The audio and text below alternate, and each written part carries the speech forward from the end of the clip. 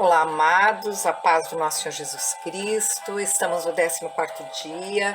Que seja um dia realmente abençoado, protegido pelo poder de Deus, guiado pelo poder de Deus. Que sejamos abraçados pelos braços amorosos de Jesus Cristo. A paz do Espírito Santo e sabedoria nos direciona neste dia. Porque hoje nós vamos estar falando sobre o tempo, algo tão precioso, tão importante.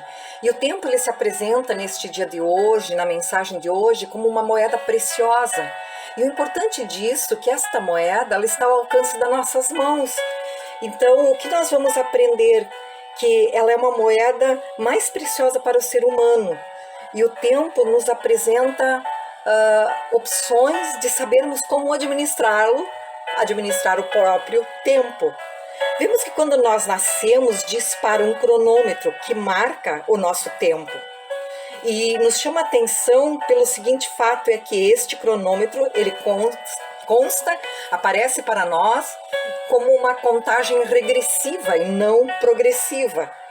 Então, precisamos valorizar nosso tempo e a melhor forma de realizarmos isto é determinando prioridades em nossas vidas.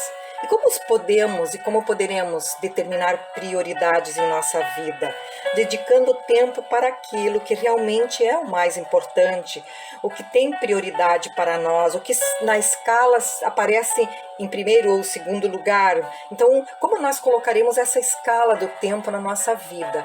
O que vem em primeiro lugar, o que vem em segundo, as prioridades. É isso que nós temos que nos propor neste dia de hoje. Esta moeda deve ser investida naquilo que realmente apresenta o maior valor para nós, aquilo que dinheiro não compra, porque nós podemos comprar tudo com dinheiro, né? Ou quase que tudo, não compramos o tempo, assim como tem outras coisas, mas o principal é o tempo. Vemos que hoje se inicia um novo dia, e nós já estamos num outro tempo, já estamos numa outra contagem regressiva. Vemos que Deus também ele é tão maravilhoso e perfeito que Ele deu 24 horas para todos nós.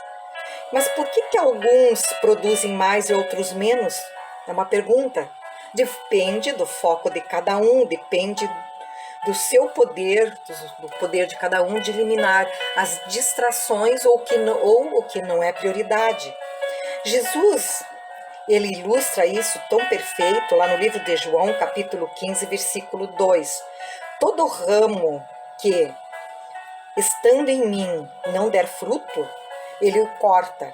E todo ramo que der fruto, limpa para que produza mais fruto ainda. Vemos que a poda é o processo de eliminar os galhos que estão sugando a seiva da planta, sem produzir frutos, sendo que outros galhos poderiam estar produzindo muito mais frutos e a seiva, na verdade, canalizada para ele. E como Jesus usou essa parábola, essa ilustração perfeitamente. Porque aquele que não der fruto, aquele ramo que está numa árvore. Jesus ilustra isso para que o povo, os discípulos entendessem naquela época. Mas olha como nós temos um entendimento, como é maravilhoso isso. Como é tão real e tão vivificado hoje para nós, quando olharmos para uma planta, uma flor, que não der flor ou que não der frutos, ele é podado. Por quê? Porque ele está ali sugando a seiva daqueles frutos, daqueles galhos que estão dando frutos ou que estão dando flores. Então, ele é como se estivesse ali sugando a seiva. A mesma coisa, nós temos um tempo pré-determinado, nós temos um tempo às nossas mãos, as prioridades para nós. Então, tem coisas que podem estar sugando o nosso tempo, enquanto coisas que são essenciais para nós precisam desse tempo, que as coisas que não são essenciais estão roubando. Então, vi como isso é perfeito. Deus é perfeito. Não é que seja uma coisa assim, que está impondo porque não tem tempo. Não, é porque Deus é tão perfeito. Jesus nos adverte para tomarmos cuidado com as distrações do mundo.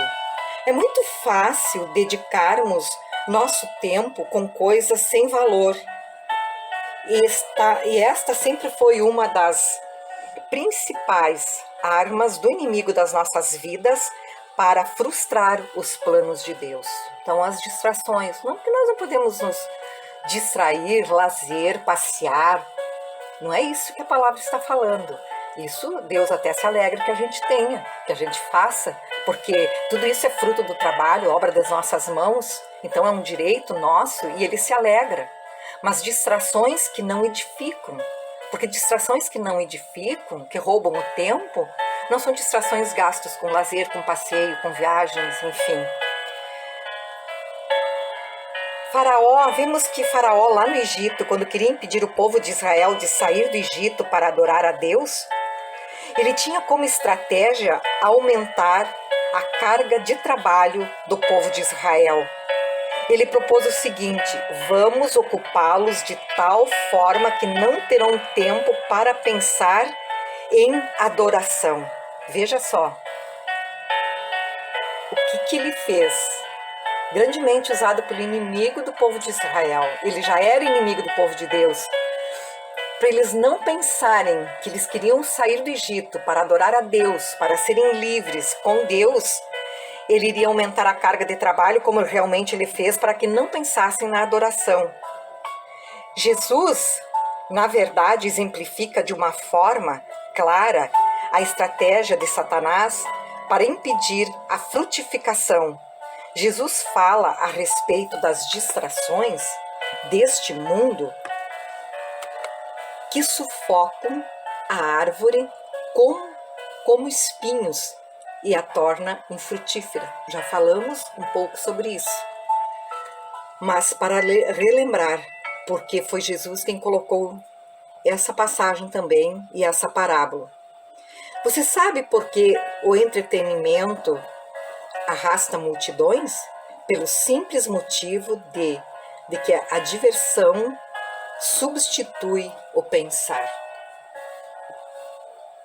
Aqui está falando da distração em excesso, da distração de que você não priorize o tempo com as coisas para a tua vida, essenciais para a tua vida, o trabalho, família, o lazer, sim, mas ele se refere a vidas que passam sempre buscando alternativas que trazem distrações e que fogem do pensar em tudo, fogem do pensar na vida, na família, em Deus.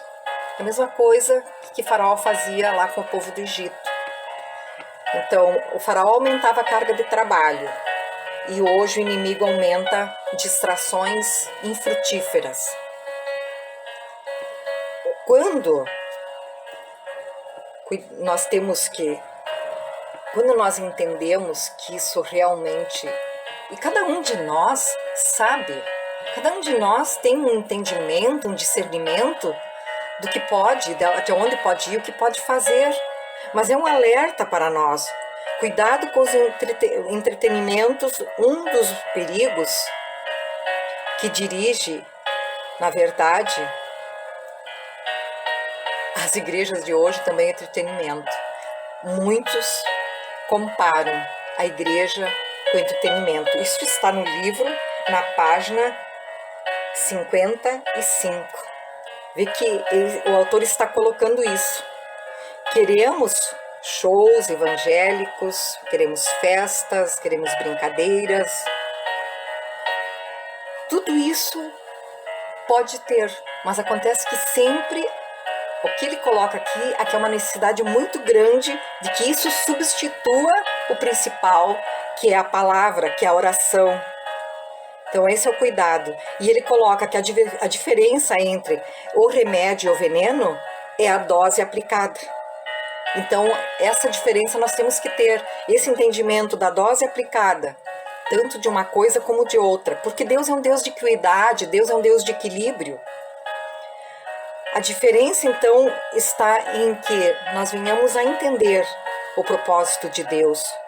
Quando permitimos que estes entretenimentos substituem a frutificação, isso deixa de ser remédio e passa a ser veneno, tanto para a nossa vida, como para o trabalho, como para a igreja. Nós não podemos perder o foco dá razão de que, em primeiro lugar, eu e você, nós somos igreja, nós somos templo do Espírito Santo, nós somos a igreja que Jesus vai vir buscar um dia. A Bíblia nos chama de soldados. A igreja, então, não está neste mundo para quê? Para brincar como cristãos, mas ser um exército, na verdade, conquistando vidas para o Senhor Jesus.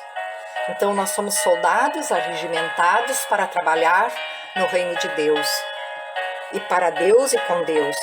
Em 2 Timóteo 2,4 diz: nenhum soldado em serviço se envolve em negócios desta vida, porque o seu objetivo é satisfazer aquele que o arregimentou. Quem nos arregimentou? Jesus Cristo. Ele nos chamou. Então, hoje, a mensagem de hoje é para que nós venhamos a administrar o tempo investido, o tempo empregado, o tempo tão precioso que às vezes nós jogamos fora. E esse tempo é tão precioso para nós. Nós lembramos de que tem várias frases. Tem uma frase que diz assim, não tenho tempo de perder tempo. Que coisa boa, né? Não ter tempo de perder tempo. Eu tenho o tempo todo ocupado, mas posso fazer isso também. Então aí já é uma pessoa que entende que está investindo o seu tempo, empregando, dando prioridades. Ele diz, eu tenho o tempo todo ocupado, mas posso fazer isso também. Então ele diz que eu posso ir mais além. Isso é muito lindo, porque é isso que o reino de Deus precisa, é isso que você precisa ser no seu trabalho, é isso que você precisa na sua família, e isso compreende doação.